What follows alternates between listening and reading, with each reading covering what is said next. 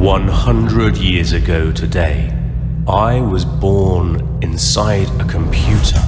Hey Switchheads, my name's Ken and welcome back to my review of Bezier 2nd Edition, a twin-stick action shooter score chaser. But has it got what it takes to reach those heights of the Wall of Fame, or will it end up in the Wall of Shame, or somewhere in between? Hit that like and subscribe button, come and visit us in our Discord, link below, and let's get on with the review, shall we? Gameplay. And I think I've said it before, but I love it when games give me a hand when actually explaining how to play them. So here we have the controls. Next we have the shield, and basically you follow these yellow markers until you find this round shield thing. Sometimes protected, sometimes not. Sometimes you have to go round things to get to it, or have to avoid a radar-like thing that spins around it that slows you down or pushes you back and the like. And then you've got your auto aim, that if you're being weighed down by too many enemies, you can whop this out and start blasting in your immediate area more accurately around you. And then there's these stars. So if you notice at the bottom of the screen, there's loads of different powers like boost, blasters,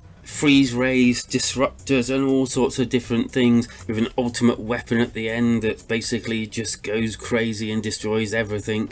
And with likes of the boost and the blasters, you can buy multiple levels of them, and then all the rest of them you have to spend points of when you actually get enough points to get to the actual weapon. And then there's the gems, which boost your ouch and your ooch, which can give your ship faster movement or faster weapons cooldowns. Carrying on the actual screen, as you can see, there's a radar that spans around your ship. This is quite cleverly done. Instead of having it at the bottom left or wherever on the screen, this is actually quite nicely done, and I quite enjoyed this. And as it's a score chaser, of course you can chain scores together by hitting multiple enemies without pausing or without a long pause in between. And then there's the Domus, which is the kind of end level boss, which you don't really want to be attacking until at the very end of your run. As you can see, there's many specials ranging from freezing all enemies until you hit them again, to missiles that come out and aim themselves at the enemy and explodes them, to all different types of things. Too many, and I'm not going to explain them all to you. And then there's the advance, which kind of tells you more hints about the game, and I think I'll let you decide whether you want to use it or not. I did not, although I can imagine it's probably quite humorous going down there, and I suppose once I complete the game again I'll probably shifty down and have a look. There's basically 3 different modes. There's the daily, which you actually get to play to beat a score each and every day, I believe. Then there's endurance, which is all done by waves, essentially turning the game into a wave shooter and seeing how long you can last, and there's a scoreboard for that. And then there's the normal play mode, which is the actual game with the story, and there's online leaderboards worldwide for each and every mode of these. So let's get on to the play, shall we? And just like each mode, you have an easy, medium and hard. I have completed this in easy, I will say, and I am making my way through the medium level now. 100 years ago today, I was born inside a computer.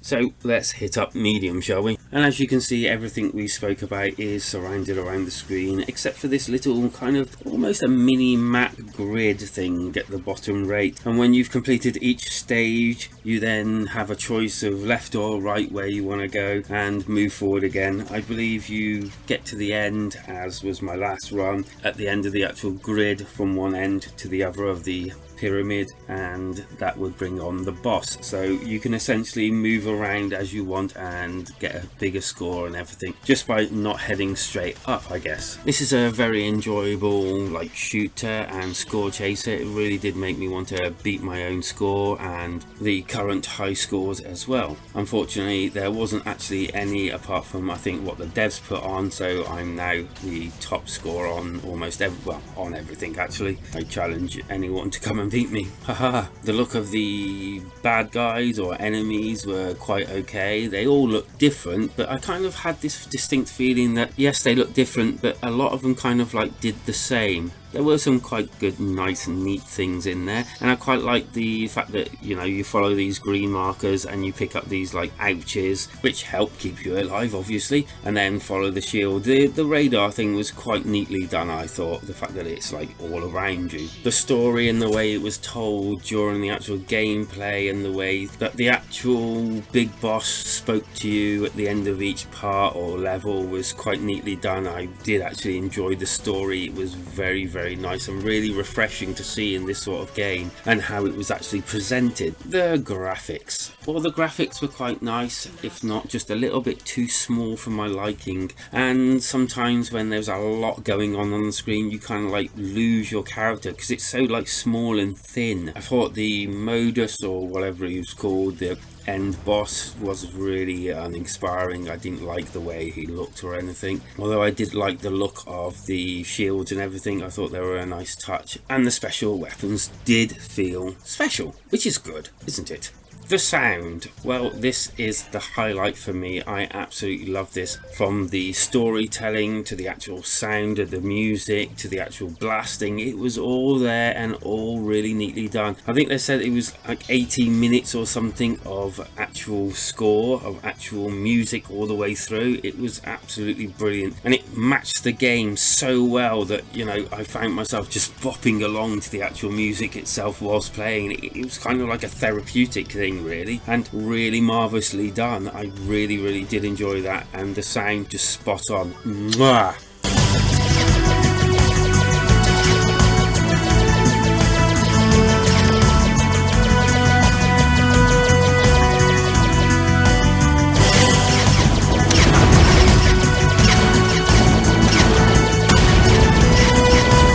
The good.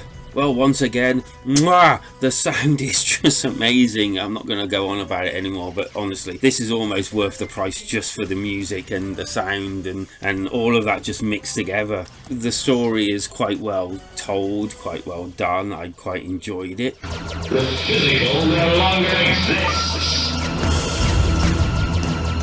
Always good to have like 3 different modes, and even more so with one being a daily mode, something to chase each day and challenge each day. And I felt, even though it was kind of like small, it was a kind of nice looking game. The bad, the graphics, while nice, were still, as I said before, a little bit small for me. I really didn't like that bad guy, the end of level guy. It just kind of like just nothing. I just didn't feel like it really held up to the rest of the game at all. It just really was, or just felt rather uninspiring.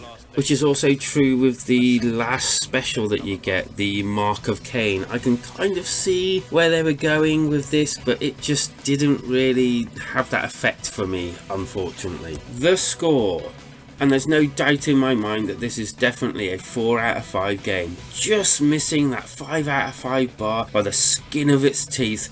Unfortunately, like I said, the ender level boss was a bit uninspiring, but this so could have been a 5 out of 5 with just small tweaks to the graphics.